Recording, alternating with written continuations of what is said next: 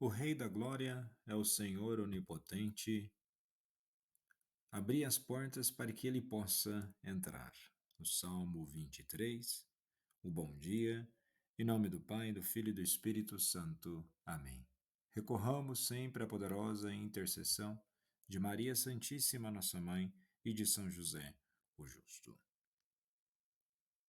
Estamos no quarto domingo de Advento e nos aproximamos do Natal.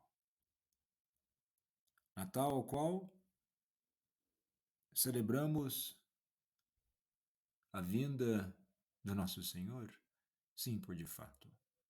O Emanuel, o Deus conosco? Sim. Mas como tudo isso de fato se encarna em nossas vidas no dia a dia? Assumir Jesus como Salvador, como ele de fato é, não pode ser apenas um ato de fé externo, deve ser um ato de fé interno que nos leva a uma vida nova. Na primeira leitura de hoje do livro do profeta Isaías, do capítulo 7, dos versículos 10 ao 14, situa-se no momento de crise política, militar e espiritual.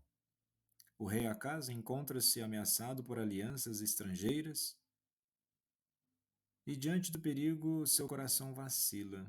O profeta Isaías é enviado por Deus para assegurar que a salvação não virá da estratégia humana, mas da fidelidade divina. E quando Deus diz: "Pede ao Senhor teu Deus um sinal", ele revela algo fundamental da pedagogia divina. Deus não teme ser provado quando o coração é sincero. Acas, porém, recusa o sinal, escondendo sua incredulidade sob uma falsa piedade. Não tentarei o Senhor. E aqui nasce o drama espiritual. Não é a falta de sinal que condena Acas, mas a falta de fé. E o advento também nos coloca nesse ponto. Confiamos ou nos fechamos? Esperamos ou controlamos? E diante da recusa de Acaz, Deus não se cala. Pelo contrário, ele toma a iniciativa. O próprio Senhor vos dará um sinal, conforme está no versículo 14. E o sinal não é um exército, nem uma vitória política, nem uma demonstração de força. O sinal é uma mulher, uma gravidez, uma criança. E teologicamente isso é decisivo. Deus salva a história a partir da fragilidade. O sinal divino nasce no escondimento, não no espetáculo. E no advento, a igreja proclama que o centro da história não é o poder, mas a promessa. E ao afirmar que eis que a Virgem conceberá, a palavra hebraica alma indica uma jovem mulher, mas a tradição bíblica, iluminada pelo Espírito, reconhece esse texto uma profecia aberta, que ultrapassa o contexto imediato. A Septuaginta, a Bíblia traduzida no grego, traduz por partenos, virgem, e o Evangelho de Mateus confirmará. Tudo isso aconteceu para se cumprir o que o Senhor havia dito pelo profeta. E aqui nasce a leitura cristológica. Jesus não é apenas um filho prometido. Ele é o próprio sinal de Deus feito carne. É o Emanuel, o Deus conosco.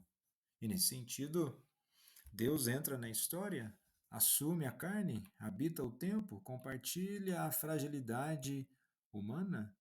Deus não resolve tudo imediatamente, mas caminha conosco enquanto esperamos. E esse é o próprio sentido da vida. As coisas elas não se resolvem imediatamente. A fé não é um passe de mágica onde tudo se resolve imediatamente. O milagre de Deus não é simplesmente faz o milagre em mim. Eu preciso de mais de ti, Senhor. Não se faz só nesse sentido de uma coisa rápida. É uma transformação. E na segunda leitura de hoje, na carta aos Romanos, capítulo 1, dos versículos 1 e 7, enquanto na primeira leitura nós temos o sinal prometido, já aqui a carta aos Romanos nos conduz ao sentido pleno desse sinal. O que era esperança velada torna-se anúncio explícito. o evangelho de Deus que ele havia prometido antes pelos seus profetas nas Escrituras, conforme está no versículo 2.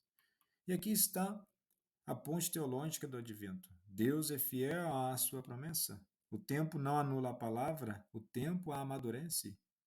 O advento não é espera vazia, mas memória viva de uma promessa cumprida e ainda em cumprimento. E Paulo afirma que o Filho de Deus nasceu da descendência de Davi segundo a carne, conforme está no versículo 3. E essa expressão é de grande profundidade. Ele afirma que a realidade da encarnação, a continuidade com a história de Israel e a entrada de Deus na fragilidade humana. O Emanuel, anunciado por Isaías, agora tem nome, genealogia e corpo. Deus não salva fora da carne, ele salva na carne. E no advento isso nos impede de uma espiritualidade desencarnada. Esperar Cristo é permitir que ele entre na nossa história concreta. E no versículo 4, Paulo continua: constituído Filho de Deus com poder, segundo o Espírito de santidade pela ressurreição dos mortos. A criança nasce na humildade, o Filho é revelado na glória. A manjedoura aponta para a cruz e a cruz aponta para a ressurreição. O advento já contém a Páscoa em germe. Isso nos ensina que o poder de Deus não elimina o sofrimento, mas o atravessa. E no evangelho de hoje, em Mateus capítulo 1, dos versículos 18 ao 24, nós temos novamente a leitura onde José não queria nem denunciar Maria e nem mas assim ele resolve abandoná-la em segredo. Enquanto ele dorme, num sonho, é revelado a ele que ele deveria assumir a sua missão juntamente com Maria e que o menino receberia o nome de Jesus. Ele será chamado pelo nome de Emanuel, que significa Deus conosco. E por que novamente apontar para isso? A questão do sonho. É algo bem interessante de que Deus falar por meio de sonhos não é uma necessidade divina, mas uma pedagogia divina. Ou seja, Deus não precisa falar em sonhos. Ele escolhe fazê-lo conforme a condição humana, a história da salvação e o modo como o coração está disposto a escutar. E a Bíblia oferece várias vezes e várias razões teológicas profundas para isso. Deus fala uma e outra vez, mas o homem não percebe, conforme está em Jó 33, versículo 14.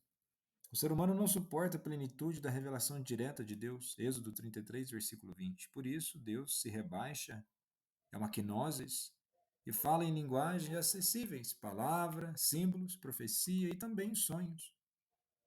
E o sonho acontece quando o controle racional diminui, rompe com defesas interiores, permite que Deus alcance o coração sem violência. Deus fala onde o ser humano não controla tudo.